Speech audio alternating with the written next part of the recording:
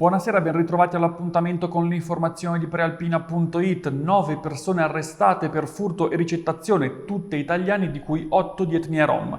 È il bilancio dell'operazione effettuata dai carabinieri della compagnia di Ron nelle prime ore di oggi. I militari hanno infatti dato esecuzione a 7 ordinanze di custodia cautelare in carcere e 2 ordinanze di applicazione dell'obbligo di firma a una banda criminale ritenuta responsabile a vario titolo di estorsione, associazione per delinquere finalizzata alla commissione di furti aggravati e ricettazione di autovetture e mezzi d'opera ai danni di privati e di aziende nelle province di Varese, Milano e Pavia.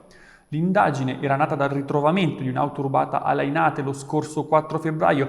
Partendo da lì era stato possibile identificare i responsabili di 13 furti e di 8 episodi di ricettazione in un'area più vasta per un giro d'affari da oltre 700.000 euro.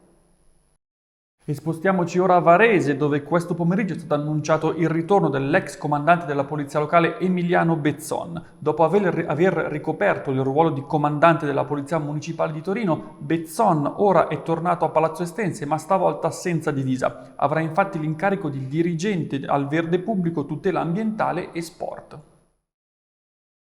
E sempre in tema di divise, il carabiniere Francesca Bessone punta alla fascia di Miss Italia. La 26enne di Gattico Veruno, militare in servizio alla stazione di Omegna, è fra le 175 ragazze che nei giorni scorsi hanno partecipato al Crown Plaza Hotel di Roma alle prefinali nazionali di Miss Italia, appunto. E domani saranno resi noti i nomi delle 20 partecipanti all'atto finale del concorso e delle 10 che si contenderanno la corona di Miss Italia Social. E andiamo adesso a Bustarsizio, dove oggi gli ambulanti hanno protestato fuori dal municipio. Tutti i dettagli nel servizio curato da Francesco Inguscio con immagini di Davide Caforio di Agenzia Blitz. Roberto Ricciardo, fiduciario Ascom, oggi in comune insieme ad altri ambulanti per chiedere cosa al comune, all'amministrazione comunale. Volevamo chiedere delle certezze sulle aree nord e piazze mercato, visto che ci va di mezzo il nostro lavoro, volevamo avere delle certezze sugli spostamenti, su come viene definita la piazza e come verrà definita. Quindi abbiamo chiesto questo incontro insieme alle associazioni commercianti proprio con loro per valutare la situazione. Ecco, quali sono i vostri timori?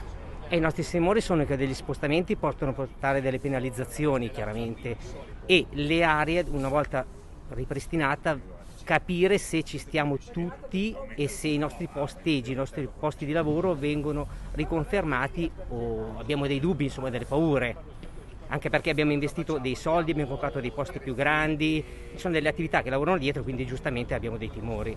Finora avete avuto delle rassicurazioni da parte dell'amministrazione comunale oppure è una situazione ancora dubbia? Ma ci è stato detto che non ci saremmo mai spostati, però semplicemente detto, però da quello che si legge sui giornali non sembra proprio così.